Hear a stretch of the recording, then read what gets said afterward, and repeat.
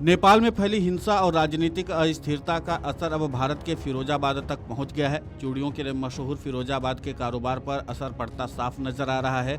करोड़ों की लागत का माल बॉर्डर पर फंसा हुआ है और भुगतान भी अटक गया है। त्योहारी सीजन में फिरोजाबाद के कारोबारी नेपाल के बाजारों से बड़ी उम्मीदें लगाए बैठे थे, लेकिन वहां की हिंसा और तनाव ने कारोबार पर ब्रेक लगा दिया है। फिरोजाबाद से चूड़ियों से लदे 50 से ज़्यादा ट्रक नेपाल रवाना हुए थे, लेकिन ये सभी ट्रक अब सीमा पर फंसे हुए हैं। कारोबारियों के मुताबिक इन ट्रकों में करीब 5 करोड़ रुपए का माल अटका पड़ा है।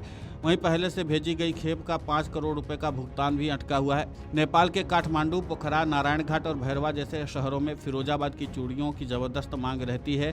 त्योहारों से पहले की गई सप्लाई अब ट्रांसपोर्ट कंपनियों और कारोबारियों की चिंता बढ़ा रही है।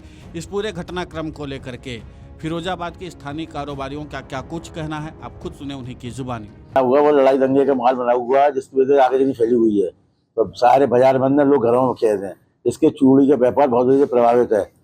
कई सैकड़ों ट्रक बॉर्डर पर खड़े हुए हैं। आराम इस समय में पूरे नेपाल में कर्फ्यू लगा हुआ है और नगर पालिका, संसद भवन, ये सब फूंक कर दिया है पूरे नेपाल में।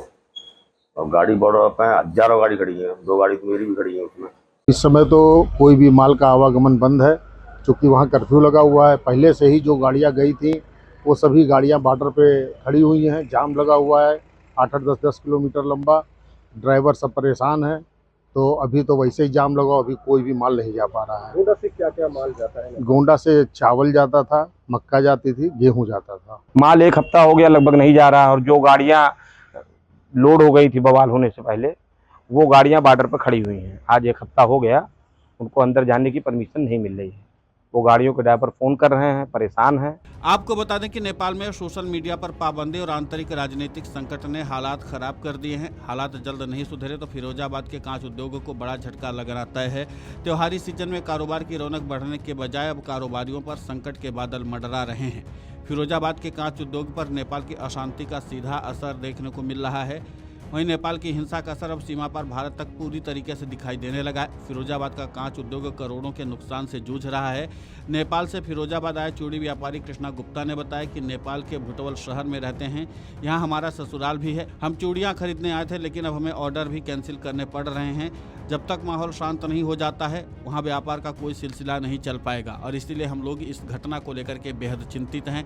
अब देखना महत्वपूर्ण होगा कि नेपाल में अंतरिम सरकार बन गई है और इसके बाद अंतरिम सरकार की प्रधानमंत्री ने भी शपथ ले ली है। अब देखना महत्वपूर्ण होगा कि नेपाल के हालात कितने जल्दी सुधार लेते हैं, और जितने जल्दी नेपाल के हालात में सुधार होंगे उतने ही जल्दी नेपाल में कारोबार एक बार फिर से अपनी रफ्तार पकड़ेगा।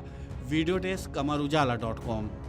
अगर आप ये वीडियो YouTube पर देख रहे हैं तो हमारे चैनल को सब्सक्राइब कर बेल आइकन दबाएं, और Facebook पर देख रहे हैं तो हमारे पेज को लाइक करें।